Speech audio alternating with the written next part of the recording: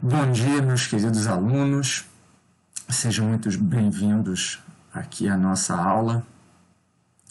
Mecanismos celulares de reparação de DNA, infiéis e os testes para avaliação de compostos carcinogênicos. Título longo, mas antes de começar, eu queria me apresentar brevemente para aqueles que ainda não me conhecem. Eu sou o professor Marcelo de Pádua, da Faculdade de Farmácia da UFRJ, e vou falar um pouco da minha trajetória dentro da UFRJ. Fiz farmácia, como vocês hoje escolheram esse curso. Posteriormente, fiz meu mestrado, meu doutorado e o pós-doutorado em biofísica, na área de fotobiologia, radiobiologia, mecanismos de reparação de DNA. E estou muito contente de estar aqui nessa situação que, mesmo à distância, poderemos interagir e, em breve, também sanar todas as dúvidas e questionamentos que vocês têm a respeito da disciplina. Eu vou dizer para vocês que a gente não escolhe uma carreira à toa, né? Desde a nossa infância, nós nos sensibilizamos e vamos escolhendo aquilo que nos interessa. E eu vou apresentar um pequeno vídeo que tem a ver não só com a aula de hoje, como também com a vida em geral. E esse pequeno vídeo de 40 segundos resumiria de uma forma lúdica a trajetória de todos nós na humanidade e a própria evolução. E esse vídeo eu assisti aos meus 6 anos de idade, na verdade pela televisão, ainda preto e branca, num programa que se chamava Cosmos. E hoje vocês já devem ter ouvido falar, existe uma versão atualizada desse programa que é em homenagem ao Sr. Carl Sagan, o primeiro cientista que resolveu falar de ciência para a população em geral. E fez muito sucesso esse programa. Recentemente, o meu próprio filho viu o vídeo, esse exato vídeo que eu vou passar para vocês, e perguntou assim: papai, é assim mesmo? Então, eu deixo para vocês e paro com a curiosidade e deixo vocês agora com o Sr. Carl Sagan. Compressing 4 billion years of evolution into 40 seconds.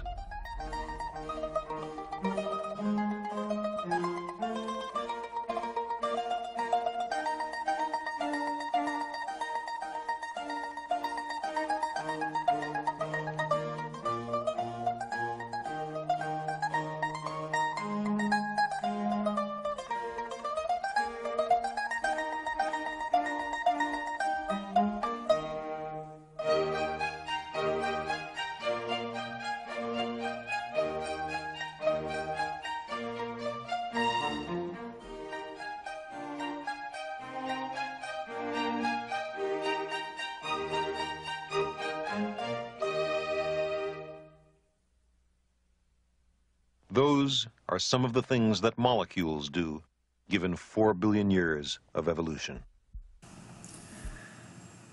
Bom, colegas, logo depois desse vídeo do Carl Sagan, nós já temos a nossa primeira pergunta. Por que esse vídeo termina com a figura feminina, uma mulher? Talvez vocês descubram a resposta sozinhos até o final da aula de hoje, mas vamos deixar a curiosidade de vocês atiçada mais um pouquinho, ok? Quando nós falamos de reparo de DNA e falamos de reparação infiel, temos que falar das lesões de DNA. E eu vou trazer um único exemplo aqui para chamar a atenção de vocês do quão é importante o sistema de reparação de DNA, falando único e exclusivamente dessa lesão hoje. A importância biológica de uma lesão de DNA chamada 7,8-dihidro-8-oxiguanina ou simplesmente chamada de 8-oxo-G. Basta nós respirarmos, senhores e senhoras, apenas em torno de 99%, eu digo apenas, 99% do oxigênio que nós respiramos vai para a cadeia respiratória para obtenção de energia. Esse 1% do oxigênio não chega à cadeia respiratória, não chega às nossas mitocôndrias e é capaz de oxidar uma série de substratos biológicos entre eles o DNA. E uma base que é mais facilmente, né, por causa do seu potencial de redução, de ser oxidada é a guanina, no seu carbono 8. O seu carbono 8 sendo oxidado, gerando a 8-oxiguanina, permite que sim, ela possa ser pareada na sua conformação canônica com citosina, com 3 pontes de hidrogênio, mas se a guanina oxidada se apresentar no DNA em forma, né, diferente, girando dentro da hélice do DNA, ela pode ser equivocadamente pareada com uma adenina. E isso pode trazer consequências. Professor Marcelo, isso pode acontecer? Sim. Né? A DNA polimerase pode se equivocar e interpretar uma guanina oxidada como se fosse uma timina. Porém, nós possuímos mecanismos de reparo.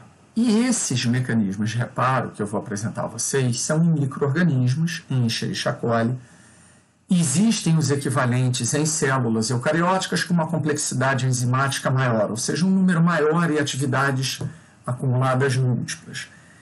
Este é para vocês terem a ideia da dimensão, e as ferramentas que nós utilizaremos nos testes que eu vou apresentar para vocês são ferramentas microbianas. Nós veremos a seguir. Imaginem o seguinte, que eu tenho uma linhagem, uma cepa selvagem, ou seja, depois vocês vão ver a diferença entre selvagem e mutante, mas aqui vocês vão ver, isso aqui é um DNA com pareamento canônico, que tem sido perpetuado ao longo das gerações daquela célula, e passa por um estresse oxidativo, ou seja, uma quantidade de processos oxidativos que suplantam a capacidade de defesa da célula. O que vai acontecer é que, invariavelmente, nós poderemos e iremos encontrar guaninas oxidadas no nosso DNA. Essa guanina oxidada é percebida como substrato por uma enzima chamada FPG, que é capaz de clivar as ligações covalentes dessa guanina com o filamento de DNA, eliminando a lesão e permitindo a repolimerização do DNA pela atividade de uma DNA polimerase. Muito bem, se este estresse oxidativo é exacerbado e suplanta a capacidade da célula em reparar, ou seja, saturando as enzimas, pode ocorrer replicação do DNA. Vocês devem ter visto no slide anterior, esta lesão não é uma lesão letal. Ela não é uma lesão que bloqueia a reparação do DNA ou pode destruir a funcionalidade do DNA. Ela é uma lesão replicável. E ao ser replicada, pode ser que na frente dessa guanina oxidada seja introduzida uma adenina. E caso continue não havendo reparação, nós poderíamos ter agora, em face da adenina, uma timina sendo introduzida numa segunda replicação de DNA. Portanto, se nós não tivermos reparação de DNA ao passo de 2 replicações, nós teremos o surgimento de mutações. Neste caso, de GC para TA, uma substituição de bases. Ou seja, queridos, apenas o fato de respirar implica o acúmulo de lesões e, na ausência de reparação, o acúmulo de mutações. Porém, nós temos um gatilho que pode nos salvar mesmo se esse sistema FPG estiver saturado, que é a enzima multi-Y. O que ela faz ao encontrar um pareamento errôneo 8-oxo-G com A, ela não retira a lesão, ela retira a base que foi polimerizada equivocadamente. Porque se ela continuar, ela vai dar origem a mutações. Ele retira, o Y retira, e permite uma das duas possibilidades. Ou a repetição do pareamento errôneo, ele vai continuar num loop fazendo essa retirada até que a polimerase consiga polimerizar citosina em face de guanina. Qual é o problema remanescente? Retirarmos a lesão. Então, o FPG, quando tiver em número suficiente para funcionar, poderá retirar a guanina e permitir com que a DNA polimerase conclua o seu reparo. Muito bem. Polimerase também erra? Sim, a cada 1000 pares de base ela erra, mas em geral ela própria tem sua função editorial e repara a base equivocada que ela coloca.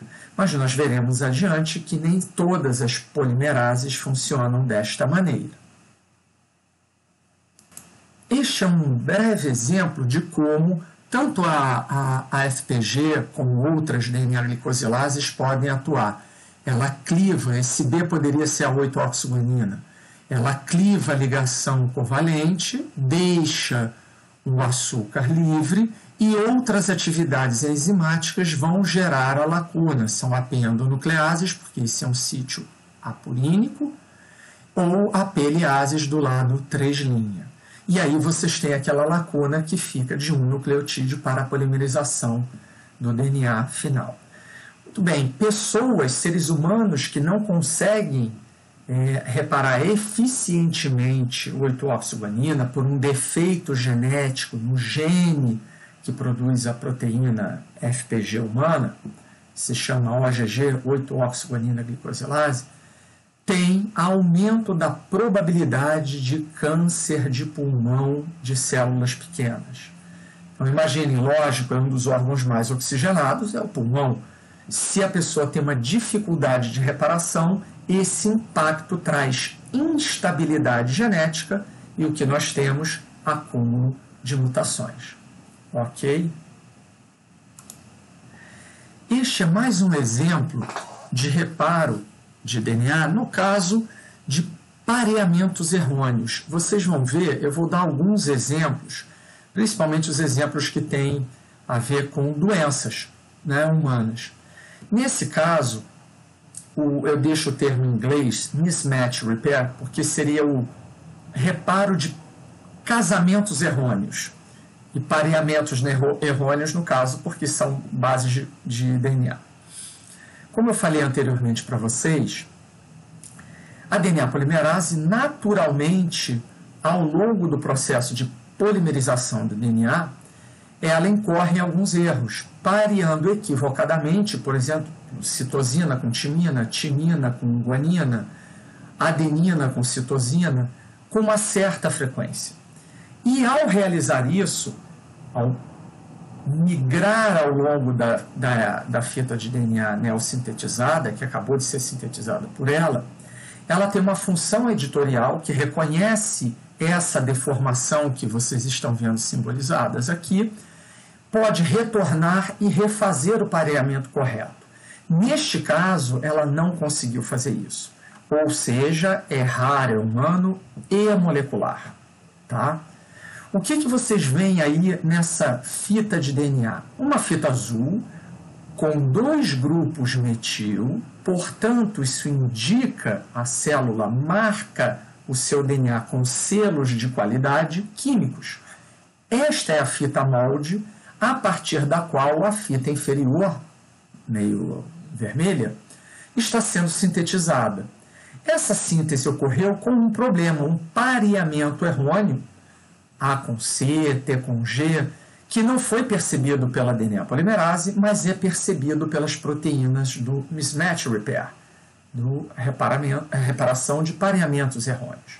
São 3 proteínas que se complexam e formam um novelo em volta desse pareamento errôneo e permitem a clivagem do DNA adjacente, tanto do lado 5' como 3', tem 2 possibilidades do mecanismo funcionar, na presença de energia, na direção do selo de qualidade, ou seja, a fita molde vai guiar a clivagem, permitir a degradação de um fragmento de DNA, e esse fragmento de DNA clivado vai surgir e permitir que a DNA polimerase repita o seu processo de polimerização e inclusão da base correta.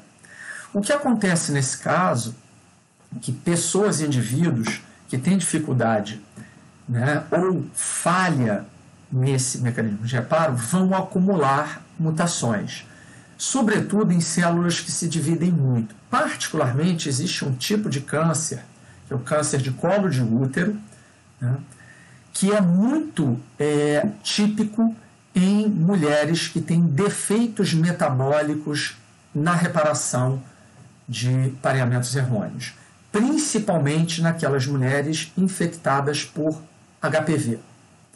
O que acontece? O HPV, ele em si não causaria um câncer. Algumas cepas do vírus, sim, e junto com um defeito metabólico do reparo, podem acelerar o processo de aparecimento do câncer. Por quê? A verruga nada é mais do que a aceleração do crescimento celular. O vírus transforma as células em células com crescimento acelerado. Se eu tenho crescimento acelerado, eu tenho síntese acelerada de DNA.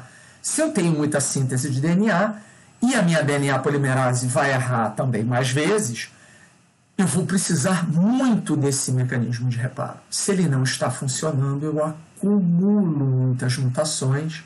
Então, em mulheres que tenham esse duplo problema, essa dupla comorbidade, infectadas por HPV e com deficiência nesse mecanismo de reparo, tem uma susceptibilidade aumentada a câncer de colo de útero.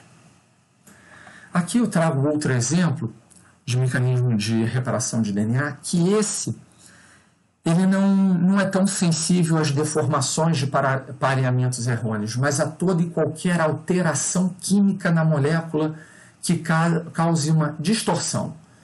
Ou seja, as bases devem ser modificadas quimicamente para que esse mecanismo reconheça. Então, são metilações, oxidações, quebra, rupturas de cadeia, enfim. E esse sistema, que se chama excisão de nucleotídeos, ele é mediado por 3 enzimas, basicamente. São as enzimas UVRA, UVRB e UVRC em Escherichia coli. O mesmo mecanismo, ou seja, a mesma estratégia enzimática existe em eucarioto, com uma complexidade e com um número de enzimas muito maior, mas para a nossa finalidade aqui, eu digo para vocês, é muito mais didático e perceberemos melhor como ele funciona no sistema procariótico. Nós temos um conjunto, uma tríade de UVRA, B, ou seja, 2 moléculas da enzima UVRA com uma molécula de UVRB, que fazem uma espécie de tubo, como se fosse uma mão passando por cima de um cano, que é a molécula de DNA, monitorando distorções ou alterações químicas da molécula. Quando ela encontra essa alteração, ela para sobre a alteração, libera 2 moléculas de UVRA e deixa o UVRB sinalizando que ali há um problema. E o UVRB recruta uma terceira proteína, UVRC, que se liga ao UVRB e catalisa a quebra de um fragmento do DNA que possui aquela alteração química, aquela lesão. Todo o fragmento é eliminado e outras enzimas vão entrar, a DNA polimerase, os DNTPs, que são os nucleotídeos, cofatores, e a DNA ligase, que vão permitir a ressíntese do DNA. Curiosamente, e vocês podem imaginar, olha, essas enzimas são chamadas de UVR. Será que isso tem alguma coisa com ultravioleta? Sim. Todas as bactérias Escherichia coli que tinham problemas nesse mecanismo de reparo de DNA eram extremamente sensíveis à luz solar, à ultravioleta. Mal podiam ser expostas à luz, que eram inativadas. O DNA acumulava lesões que não podiam ser reparadas, porque essas enzimas não funcionavam bem, ela não tinha funcionalidade, ou seja, ou faltavam ou eram atividades comprometidas porque não foram evoluídas ou tiveram mutações que impediram que esse mecanismo de reparo funcionasse. Portanto, células que não têm esse mecanismo de reparação funcional têm uma alta sensibilidade à luz solar. Curiosamente, indivíduos, seres humanos, que não possuem o sistema de excisão de nucleotídeos funcionante ou parcialmente funcionante são extremamente sensíveis à luz. Sofrem queimaduras, eritema, têm alta pigmentação, eles ficam todos sardentos, muito jovens e, invariavelmente, na mais tenra idade, ainda na infância, começam a acumular cânceres de pele. Então vejam mais uma vez a estreita relação que temos entre mecanismo de reparo e estabilidade genética. E obviamente que nós não podemos falar de estabilidade genética e reparação de DNA e não falar de câncer e explicar para vocês brevemente o que é um modelo de malignização celular, ou seja, como nós entendemos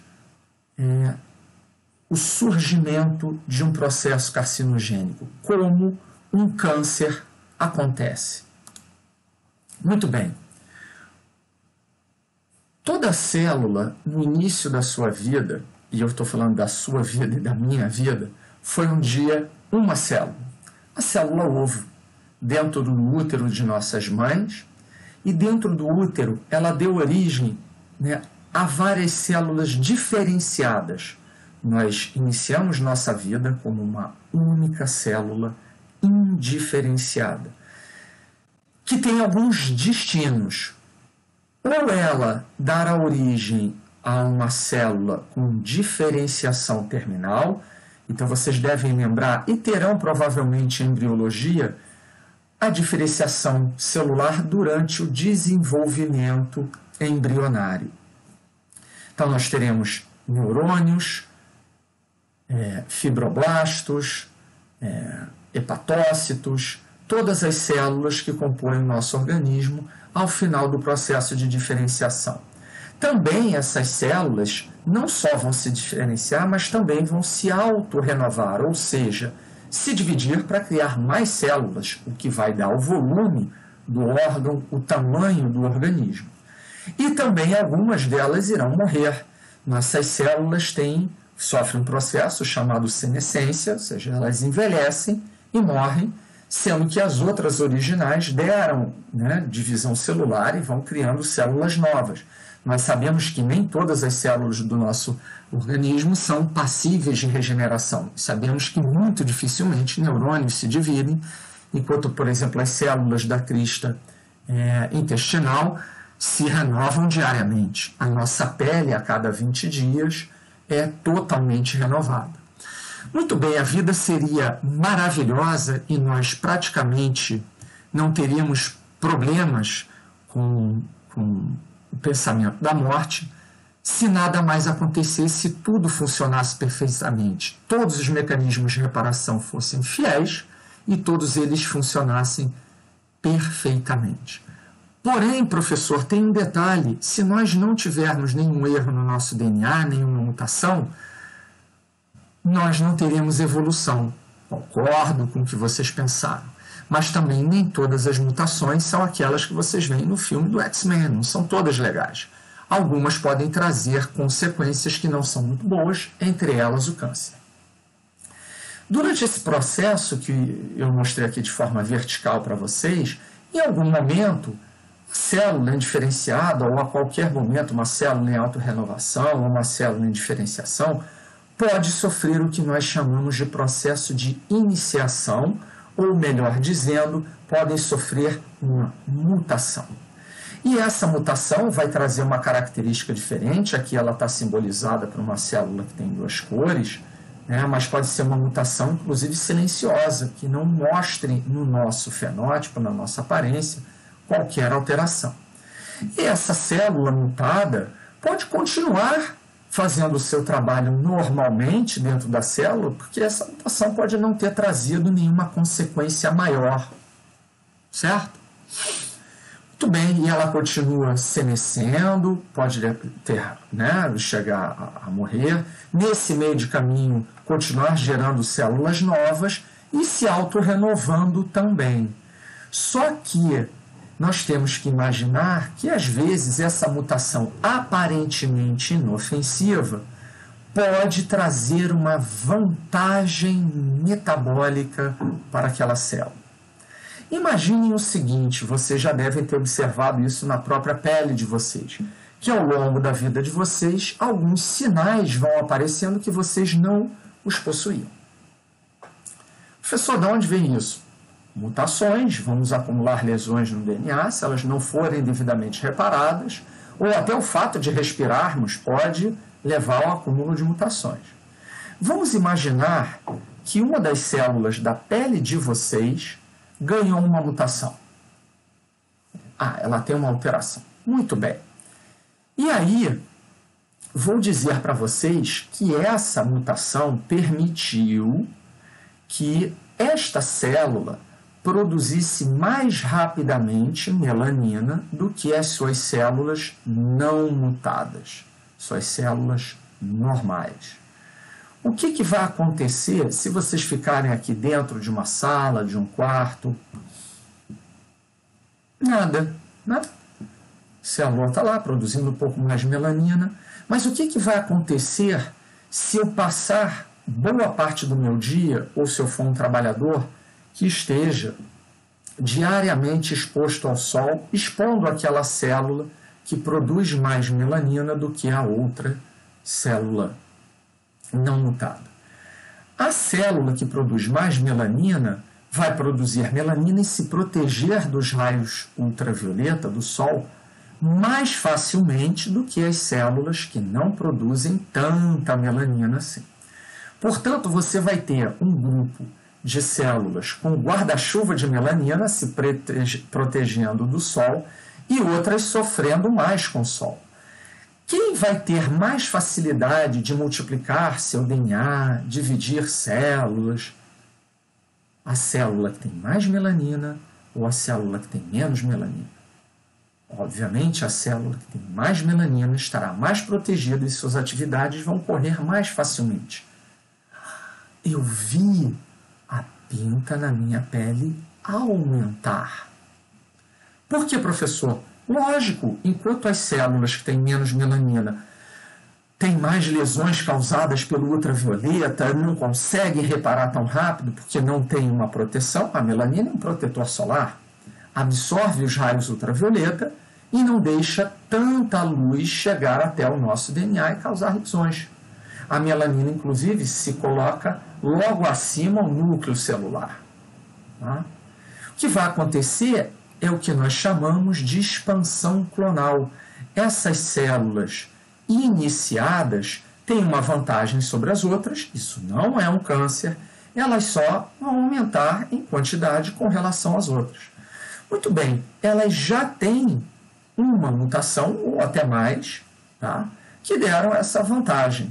E nesse momento, em algum momento das nossas vidas, esse conjunto de células que já possuem mutação podem ter aquela mutação que nós dizemos gatilho, que é aquela que leva à progressão para o câncer. Ou seja, é quando ocorre a conversão maligna de uma célula iniciada. Ou seja, nós precisamos de uma célula iniciada, um evento de promoção, de expansão clonal e mais uma mutação para termos um câncer.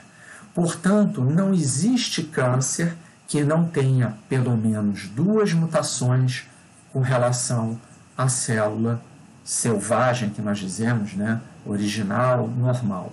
Professor, mas isso é um modelo, não é a realidade? Não é a realidade ainda, ou talvez uma realidade, né?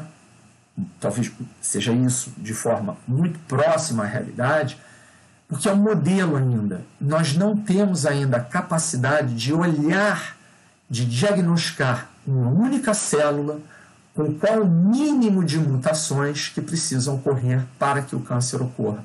Nós sabemos que vários cânceres têm marcadores moleculares, ou seja, determinadas mutações vão dar determinados tipos de câncer. Por exemplo, os cânceres de mama femininos, né, das mamas femininas, são muito bem mapeados. E não se surpreendam, existe câncer de mama masculino também, muito mais raro.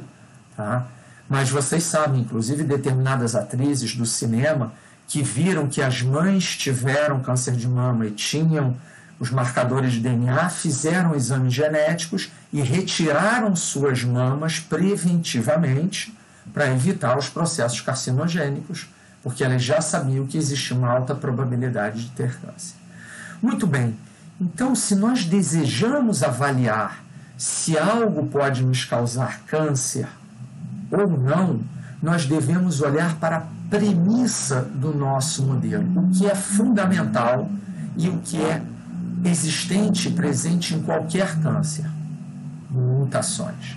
Se nós observarmos eventos de mutações causados por qualquer agente, nós podemos inferir ou relacionar que existe um potencial carcinogênico, ou seja, algo que causa mutações pode causar câncer. Não necessariamente. Nós temos mutações que não nos causam câncer. Eu não sei se eu ainda não comentei para vocês. Eu tenho que me organizar com a gravação das aulas.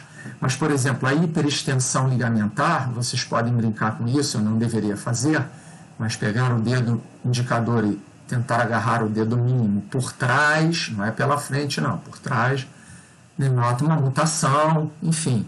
Aí vocês vão rir, vão parar o vídeo e vão tentar agarrar os dedos ali. Algumas pessoas vão conseguir, mas não é aproximando com a mão não, é pegando direto. Só serve para dar aula essa mutação, não serve para nada. E isso não é um processo carcinogênico, né? Então, vocês veem as mutações interessantes do X-Men, nem todas, né? Não vamos brincar que toda mutação é boa, porque não é verdade. Mas ela permite a variabilidade genética que nos traz vantagens ao longo do processo evolutivo. Muito bem, vamos em frente.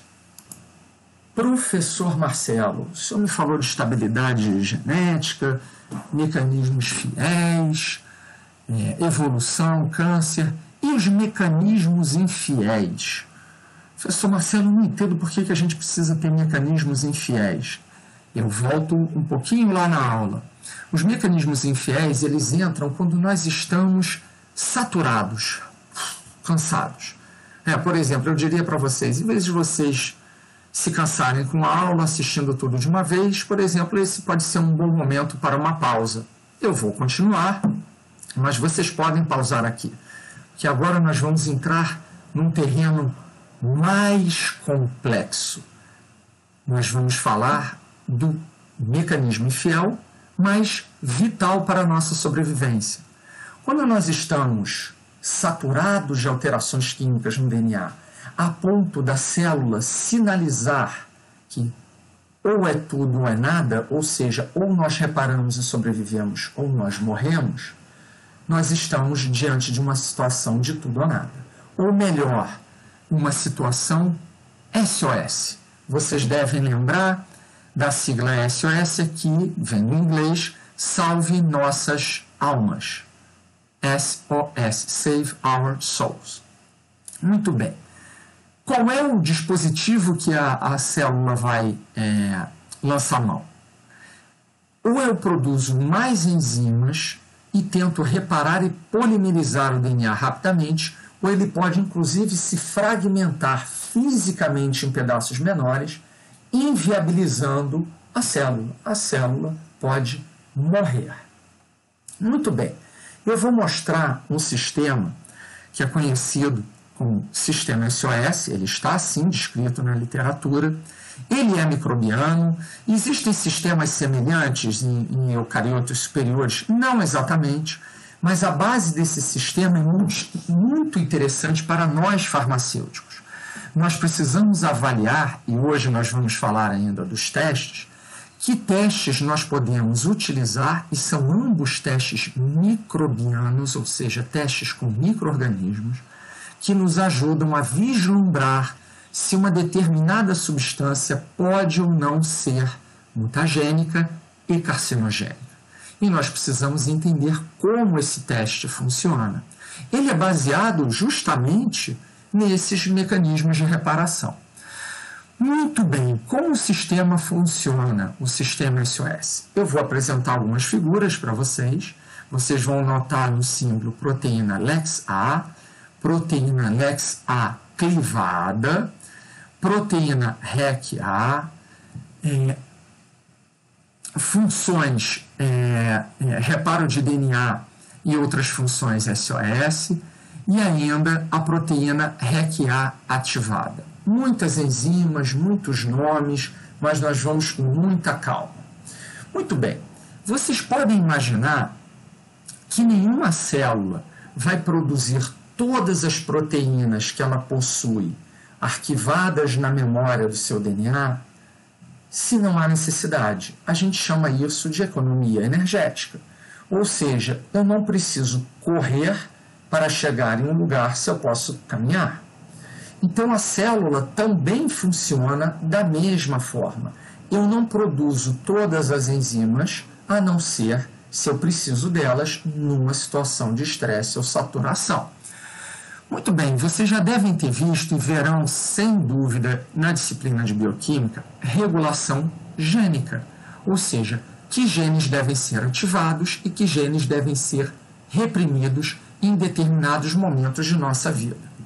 E aí eu trago para vocês um sistema que é originalmente conhecido como sistema SOS, mas ele é baseado principalmente na atividade de uma enzima, e o nome dela é LEX-A. Vocês nunca mais vão esquecer o nome LEX-A, porque eu tenho uma curiosidade para vocês, né?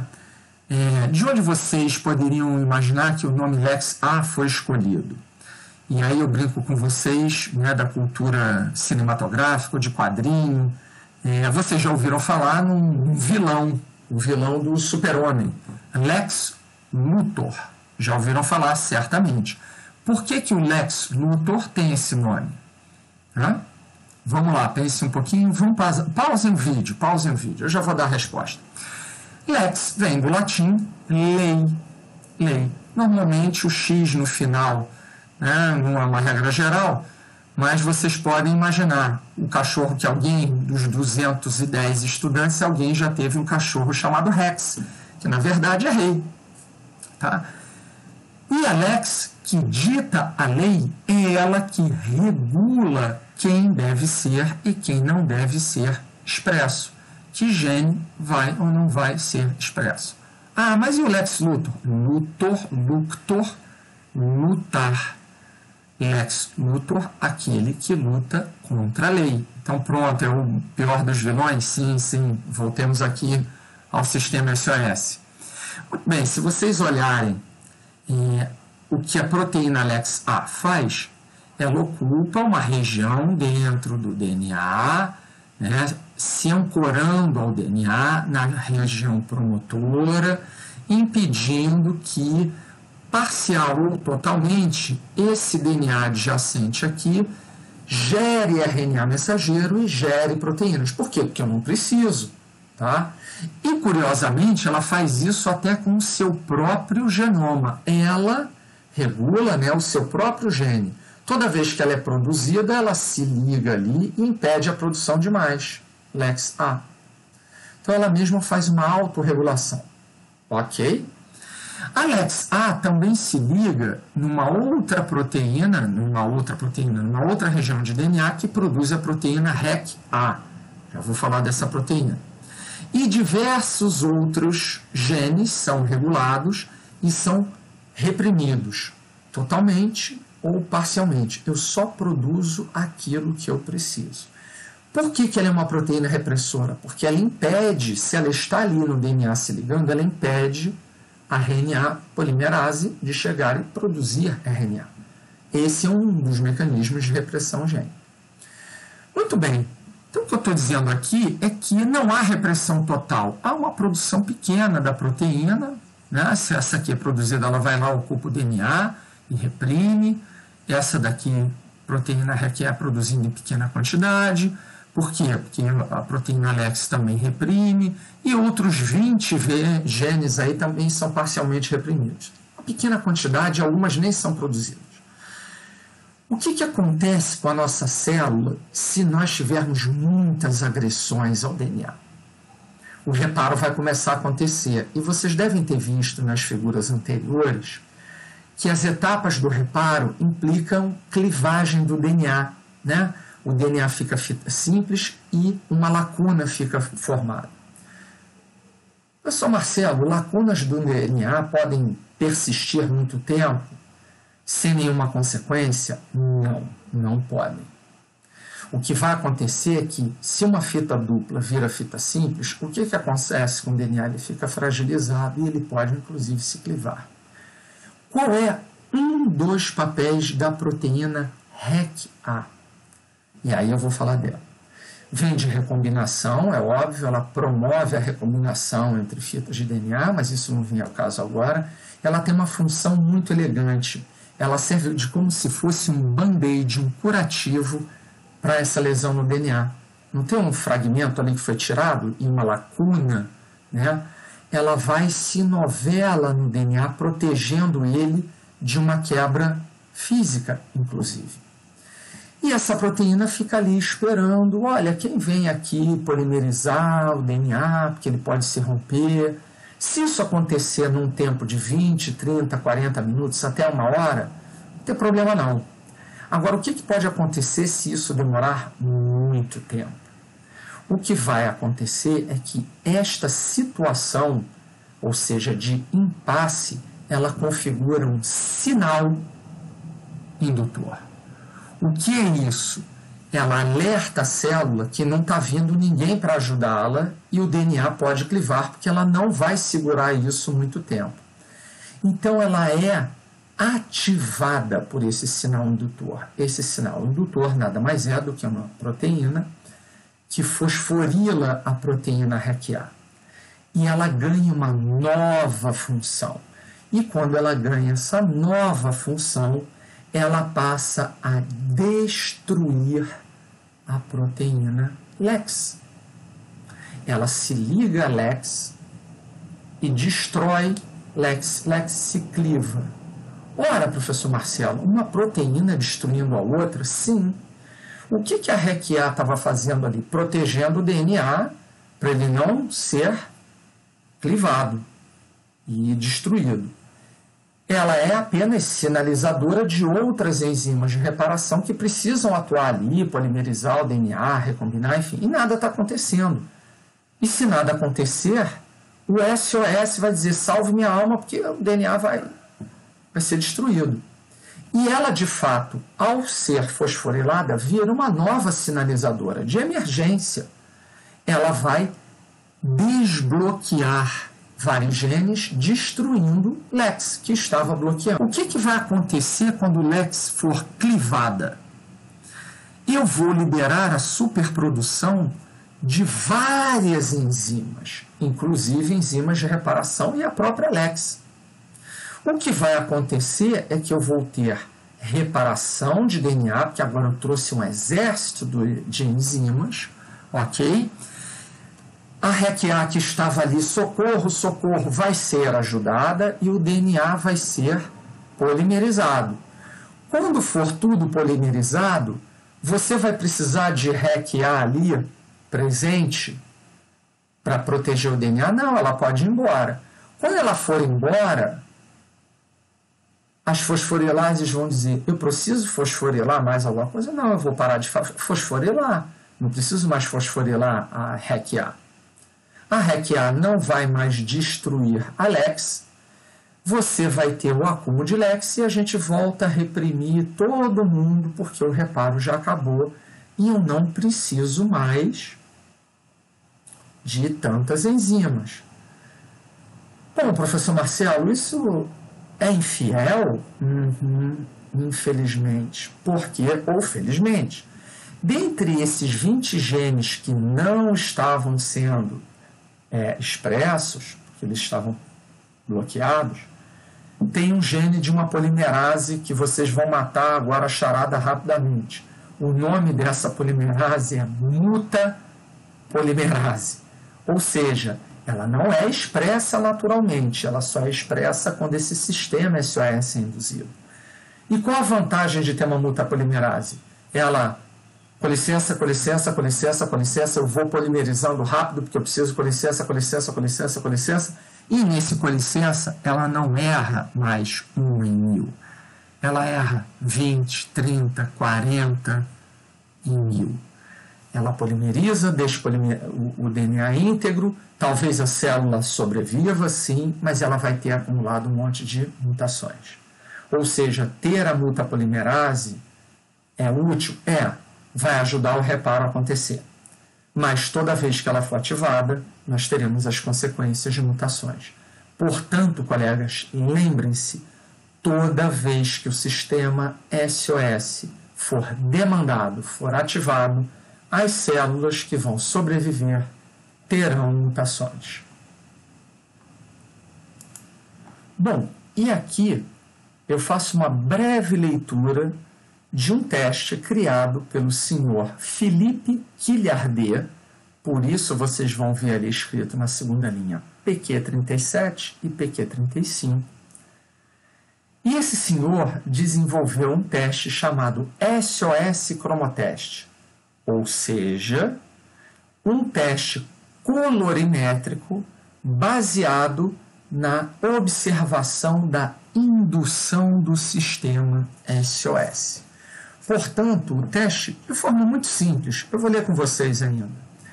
Ele serve para verificar se uma determinada substância, e aí para nós farmacêuticos é muito importante, porque nós somos desenvolvedores de fármacos também, podemos utilizar esse fármaco sem receios? Um dos testes preconizados e exigidos é o de testes microbianos para avaliação de compostos potencialmente carcinogênicos. Então, antes desse candidato a medicamento virar medicamento, esse fármaco deve ser testado. E como ele é testado? Ele é colocado em presença dessas bactérias e nós vamos observar se essa substância tiver alguma ação tóxica sobre o DNA e suplantar a capacidade de reparo do DNA, nós vamos observar o SOS sendo ativado. Mas, professor Marcelo, como é que eu vou ver isso? A célula, eu não consigo olhar com o meu olho o DNA sendo atingido, nem o reparo acontecendo, muito menos uma mutapolimerase acumulando mutações lá no DNA. Como é que eu faço isso? Ele modificou geneticamente a célula para atender o que ele precisa, que é verificar se o sistema está ativado ou não. No início se usava apenas uma bactéria e depois se usou uma outra cepa também, né, uma outra linhagem, né, por isso 2 números diferentes, porque uma delas é mais sensível que a outra. Depois eu falo para vocês. Né? E aí vou falar nesse exato momento, mas é uma cepa modificada geneticamente para aumentar a sensibilidade, a susceptibilidade aos agentes. E ela já foi construída com 2 mutações. Uma delas, chamada RFA, permite com que a membrana celular seja mais permeável. Permeável o quê? As substâncias em gerais, elas têm mais poros. Isso significa que o que ele quer é facilitar a entrada de um eventual composto para o meio intracelular. Eu não quero criar dificuldades para o fármaco chegar à célula. Por que, professor Marcelo? Porque justamente se a membrana é muito refratária, o fármaco não entra e, apesar de ser mutagênico, ele não chega ao DNA. E será que isso não pode acontecer no humano? Então ele torna o teste o mais sensível possível. E além disso, ele também introduziu outra mutação, que é a retirada da atividade, retirou o gene por deleção, o VRB. Vocês vão lembrar lá de cima dos outros slides que o VRB está envolvido num reparo de cisão de nucleotídeos. Então ele deixa a célula como se fosse capenga, ela não consegue reparar tudo. Então olha o que ele faz com essa célula. Ele deixa ela mais permeável à entrada de moléculas e não tão boa reparadora, ou seja, poucas agressões já vão demandar socorro, porque o que era básico e fiel não está totalmente disponível. Muito bem, e além disso, ele colocou um outro gene que não existe dentro dessa cepa, que é um gene que foi inserido dentro do genoma da Escherichia coli, que é o gene LAC-Z. Esse gene LAC-Z produz uma enzima que a Escherichia coli não possui, mas vai possuir porque ele colocou lá, que codifica uma enzima chamada beta-galactosidase. Ela cliva açúcares. Tá? Pensem nisso por enquanto só. E essa inserção foi uma fusão. Ele chegou e fusionou esse gene com outro gene que a Escherichia coli tem, que é um gene controlado por LEX-A. Como vocês viram ali em cima. Então, essa construção fez com que a enzima beta-galactosidase fosse regulada por LEX. Só quando LEX for clivada que a célula vai produzir beta-galactosidase. Então, vocês já entenderam o teste. Toda vez que a LEX for clivada, o sistema foi induzido, a célula está pedindo socorro. O que acontece nesse momento? Todos aqueles genes vão ser liberados, expressos, e produzidas as enzimas, a mutapolimerase também, e coincidentemente a beta-galactosidase. Ou seja, toda vez que houver mutação, nesta cepa, vai ocorrer também a produção de beta-galactosidase. E eu já vou matar a curiosidade de vocês. Como o teste é feito? As células são expostas ao agente que está sendo testado.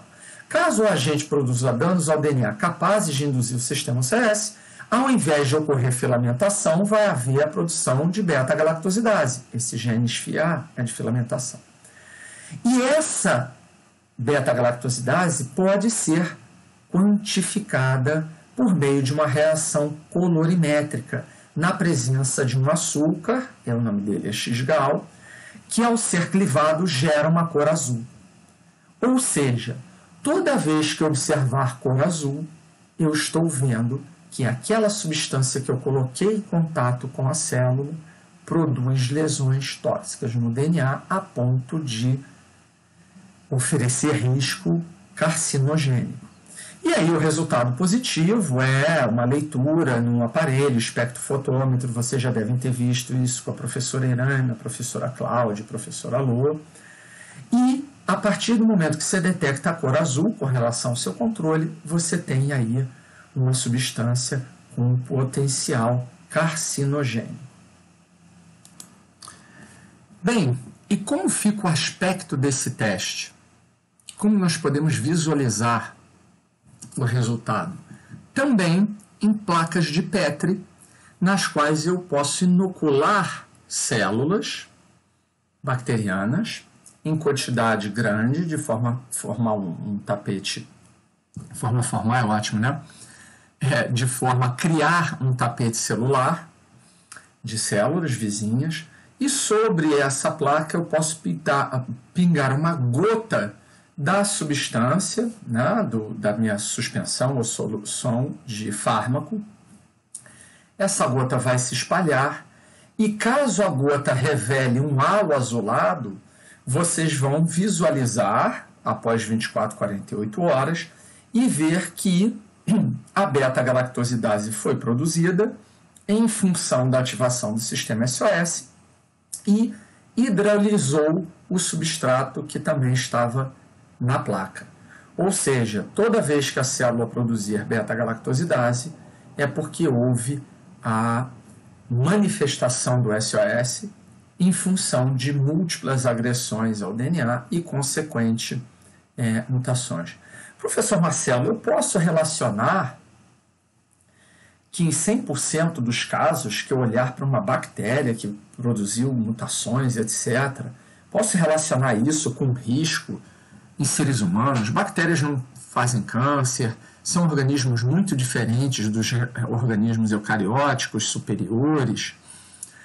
Muito bem, esse teste ele tem a pretensão de ser um teste de triagem, de avaliação preliminar. Por quê?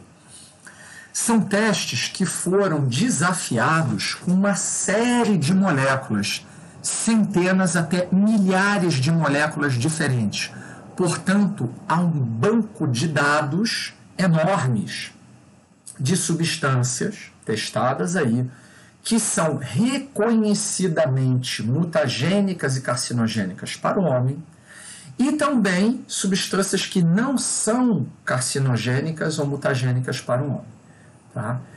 Neste banco de dados, ao analisarmos, nós veremos uma correspondência de até 85%. Como assim, professor? Vamos lá. 85% das substâncias que são positivas aí, ou seja, dão um halo azul, em 85% das vezes são carcinogênicas para o homem. Da mesma forma, 85% das substâncias que não dão halo azul aí, ou seja, não são positivas, também não são carcinogênicas para o homem. Poxa, professor Marcelo, mas 15% é um número elevado, né? A gente vai ficar na dúvida, sim. Mas imaginem o seguinte, provavelmente vocês vão ver esse conceito em Introdução às Ciências Farmacêuticas, mas eu também já posso adiantar o assunto a vocês. O caminho de criação do medicamento, ele parte de uma pirâmide cuja base é em torno de 10.000 moléculas candidatas. E essas 10.000 moléculas vão sendo testadas com todos os testes preconizados de segurança, de eficácia, até chegar naquele medicamento que será vendido e comercializado e que poderá ser utilizado com segurança pelo homem. Então, estudar desenvolvimento de fármacos é testar, é garantir segurança e eficácia. Se eu tenho um número enorme de moléculas, eu não tenho nem tempo, nem recursos financeiros para estudar cada uma delas com todos os testes. E, além disso, o tempo, sobretudo para as doenças modernas, nós estamos aí no auge da Covid-19, tentando debelar essa pandemia, criando novos medicamentos ou até vacinas, os estudos têm que ser céleres. Então, um critério importante é a segurança. Se eu tenho 10.000 moléculas candidatas, é rápido eu fazer 10.000 gotas numa placa de Petri, ou medir numa placa de ELISA num espectrofotômetro, diferentemente de usar 100.000, 1 milhão de camundongos. Eu não vou poder fazer isso. Imagine, se de 10.000 moléculas eu tenho 1.000 moléculas promissoras, mas 1.000, né? Vamos lá, tenho 10.000. 1.000 delas promissoras, mas que dão teste azul, eu vou colocá-las ali de lado um tempo e vou olhar para outras 9.000. Tem promissoras aqui? Encontrei mais 1.000. Eu testo elas. Ficou azulado? Não. Aí eu digo, gente, é preferível trabalhar com moléculas que têm potencial farmacológico, mas que não têm problemas de segurança. Eu não vou descartar e parar de estudá-las, mas eu vou dar prioridade a essas que têm segurança. Marcelo, eu não sei se o azul vai dar câncer no homem. Não sei, mas eu tenho uma que é muito boa, vai ser lá um excelente medicamento contra a Covid no futuro, e ela não dá resultado azul, ela não oferece risco. Então, nós desviamos as atenções para aquelas mais seguras. Então, o caminho de desenvolvimento de fármaco, ele é uma pirâmide sinuosa. Eu vou atrás da eficácia, mas também atrás da segurança. Às vezes é a segurança, às vezes é a eficácia, mas os dois têm que chegar lá no alto da pirâmide juntos. Professor Marcelo, eu ainda não estou satisfeito. Ou satisfeita. Eu concordo com vocês. Né? O teste em bactérias, ele é bem distante do metabolismo humano. É verdade. Não consideramos o efeito de primeira passagem que algumas drogas sofrem e que podem alterar a atividade. O que é efeito de primeira passagem? Muitas das vezes vocês vão desenvolver fármacos que não vão poder ser ingeridos e chegarem ao estômago e serem absorvidos passando pelo fígado. O fígado pode metabolizar aquele fármaco, tanto modificando ele para perda da atividade, como trazendo uma nova atividade que, inclusive, pode ser tóxica. O fígado tem um papel crucial na ativação e desativação de fármacos, inclusive para o clearance, né, para eliminação de um fármaco, de um medicamento do nosso organismo. Portanto, vocês sabem, bactérias não têm fígado. Né? Como é que eu posso simular o efeito do fígado nesse sistema? Por quê? Não adianta eu colocar um medicamento, ou uma substância, ou um fármaco, em contato com a bactéria, olhar o resultado e dizer isso vai acontecer igual no homem. Não sei, não tem nada que lembre uma atividade hepática que possa modificar essa molécula e essa molécula passar a ter tanto uma atividade genotóxica ou ainda, pela ação do fígado, ela perder essa atividade genotóxica. Por exemplo, cada centímetro cúbico de carne de churrasco tem 1.437 substâncias carcinogênicas. Mas nós não vamos poder dizer que churrasco causa câncer, porque nós já comemos alguns churrascos e não tivemos câncer, graças à nossa atividade metabólica que depura os carcinógenos que nós estamos diariamente entrando em contato.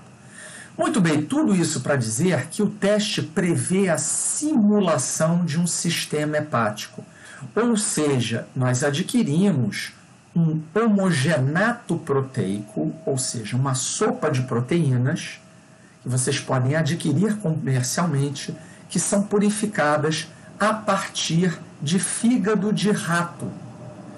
E isso é suspenso em tampões, isso tem um protocolo experimental para fazer isso. E vocês vão colocar num tubo de ensaio as bactérias de vocês, o homogenato, a fração de fígado de gato é ótimo, de rato, chamada S9 Mix, é o nome comercial, e aí vocês vão botar a substância e vão observar o resultado. Muito bem, professor Marcelo, eu também não estou satisfeito, porque eu estou vendo que esse teste pode ter limitações, sim. É verdade, todo teste tem limitações. O que vocês têm como premissa para a observação de um resultado verdadeiro? Vocês vão ter que observar a síntese de proteínas, dentre elas a beta-galactosidase, que é a indicadora do resultado. Se vocês, por acaso, forem testar uma substância que seja inibidora de síntese de proteínas, vocês estão em maus lençóis. Por quê? Vamos supor um antibiótico que iniba a síntese de proteína. Um antibiótico vai inibir a síntese de todas as proteínas. E aí, o que vocês vão ter? Um mascaramento do resultado. Porque a substância pode ser um antibiótico com ação genotóxica. Vai atingir o DNA, vai fazer lesões, podem ocorrer as mutações, mas isso vai ficar mascarado. Por quê? Porque se ele é um inibidor de síntese de proteína, ele vai inibir a síntese das proteínas do SOS. Então o SOS vai tentar ser ativado, não vai ser, e você não vai ver halo azul nenhum. E aí você está diante de um falso negativo. Esse é o grande risco desse teste, infelizmente. Bom, e com todas as limitações que todos os testes vão ter, eu já falei no plural e vocês vão imaginar, nós nunca lançaremos apenas mão de um único teste. Nós temos múltiplos testes, tanto de bactérias, na verdade eu estou apresentando mais um, que é o teste de ENS, também preconizado, e outros testes e outros modelos celulares para garantir a maior cobertura possível de informações. Muito bem, o teste de Ames é baseado no próprio nome do autor, que se chama Bruce Ames. Ele trabalhou a vida toda, ainda trabalha, acredito que não esteja aposentado. Tive um colega que teve a oportunidade de trabalhar com o Sr. Bruce Ames em Boston. E ele usa um grupo de cepas de bactérias Salmonella typhimurium. E aí eu vou dar uma dica para vocês.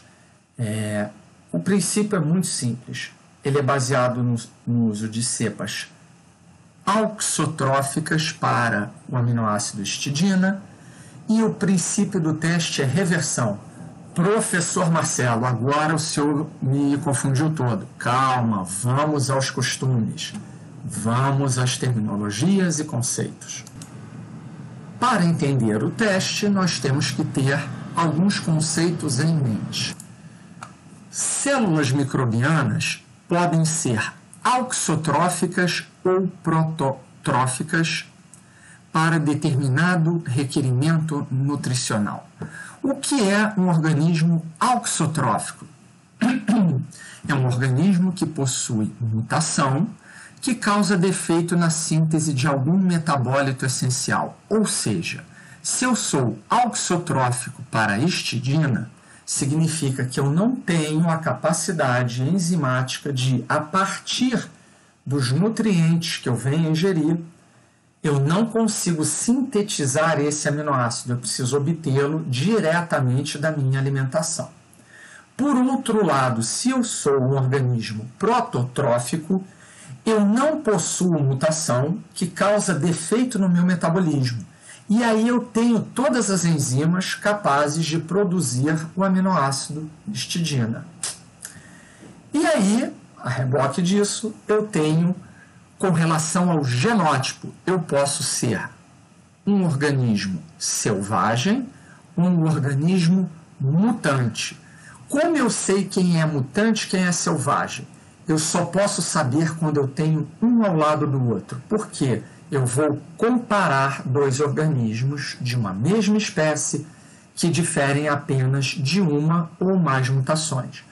Por exemplo, eu só posso dizer que eu sou mutante para hiperextensão ligamentar se eu encontrar um de vocês, um dos 210, que me mostrem na aula síncrona de dúvidas, na nossa aula de dúvidas, que não consegue pegar o dedo. Ok? Quem é o selvagem? É aquele grupo que não possui mutações. E quem é o mutante? É o filho dos selvagens. Vocês vão lembrar muito bem do X-Men, se eu não me engano, o Piro, que tem o fogo, né? Os pais não são mutantes e o filho é mutante. Ou seja, os pais são os selvagens e o filho mutante. Para saber se alguém é mutante, tem que olhar para o pai dele ou a mãe dele. Ok? E aí nós temos o seguinte, uma nomenclatura para saber quem é pai, quem é filho, quem é selvagem, quem é mutante. Se o pai deu origem a um filho mutante, nós tivemos uma mutação direta, ou, do inglês, mutação forward. E se foi o contrário, eu vi a pessoa deixar de ser mutante e virar selvagem, como Magneto no final do filme, ele tomou um tiro lá de alguma substância que atingiu o DNA dele e fez uma reversão. Isso vocês podem ver muito bem em bioquímica, eu já posso adivinhar aqui com vocês o que pode ter acontecido. Na realidade, ele pode ter usado só um RNA de interferência e bloqueou temporariamente os RNAs do Magneto. Depois o Magneto vai expressar mais RNA e vai voltar a fazer tudo aquilo que ele fazia antes. Mas, o que vocês viram ali no filme, uma reversão, ele perdeu a capacidade de manipular metais. Então era um mutante que virou selvagem, portanto um revertente. Então, colegas, como é baseado o teste? O teste é simples. O Sr. Bruce Ames, ele possui uma série de cepas, que ele chama de teste de Ames 97, teste de Ames 98, que ele foi construindo geneticamente, mas todas elas são auxotróficas para histidina. Elas são mutantes já. O que ele faz com essas cepas? Ele joga no meio de cultura que não tem histidina. Então, vocês não vão observar crescimento celular algum em placas sem histidina. Agora, olhem o teste com atenção. Nesse momento, eu tenho um tubo de ensaio com a salmonela, eu coloco nesse meio mínimo, um pouquinho de histidina só para elas poderem sobreviver, com aquele S9 mix, lembra que eu falei para vocês para simular lá o fígado? Muito bem, aqui eu verto um pouco desse meio numa placa, aqui embaixo, sem substância nenhuma, e vocês vão ver depois de incubação uma ou outra colônia aparecendo. Por quê? Existe reversão espontânea, gente, a gente respira, acumula mutações. E aqui eu estou colocando para vocês que ele está botando centenas de milhões de células. E essas colônias, cada colônia que aparece representa uma. Então vocês vão ver um crescimento de fundo, como se fosse crescimento espontâneo, revertentes espontâneos. Mas se eu colocar um composto mutágeno aqui e observar um monte de colônias, realmente eles estão criando uma série de mutações, inclusive criando mutantes revertentes que estão passando agora a produzir histidina. Então, toda vez que vocês olharem uma substância modificando cepas do teste de Ames e elas passando a crescer sem histidina, esse complexo esse composto é mutagênico. Ok? Muito bem, eu concluo aqui hoje, nós já estamos chegando a 1 hora de aula, dizendo para vocês o seguinte: mecanismos de reparação são essenciais para a vida. Sem eles, nós não vamos conseguir sobreviver. E se nós tivermos apenas eles, e eles forem infalíveis, nós não vamos evoluir. A função dos mecanismos de reparo é dar perenidade suficiente para que nós sobrevivamos, mas ao mesmo tempo tenhamos o gatilho da evolução. Se nós também não tivermos os mecanismos de reparo, nós teremos muitas lesões, provavelmente a célula vai morrer, e se ela não morrer, acumular muitas mutações que podem ou levar ao câncer ou até à morte precoce de um indivíduo e comprometer a existência de uma espécie. Portanto, eu peço que vocês assistam de novo o vídeo que eu mostrei para vocês. Se inspirem, porque eu acho um vídeo inspirador. Ele traz um elemento muito importante, o papel nosso de farmacêutico. Nós estamos no fiel da balança, criando medicamentos que aumentem a segurança para nós mutarmos menos e também para termos mais sobrevida. Mas onde está o limite da nossa ética? Vamos modificar geneticamente pessoas para ter só as mutações interessantes? Ou seja, eu deixo vocês aqui com um grande dilema que vai acompanhar todos vocês na profissão. Um dia chegaremos lá. Provavelmente esse vídeo já será decadente. Nós teremos todas as condições de modificar células para ter as características que nós desejamos. Mas até lá, nós vamos ter que continuar observando a eficácia e a segurança, o potencial carcinogênico, o potencial mutagênico, que os fármacos que nós pretendemos levar até o status de medicamento tenham controlado. Eu desejo a vocês um bom dia e até breve na próxima aula e nos nossos encontros síncronos. Um grande abraço a todos, um bom dia.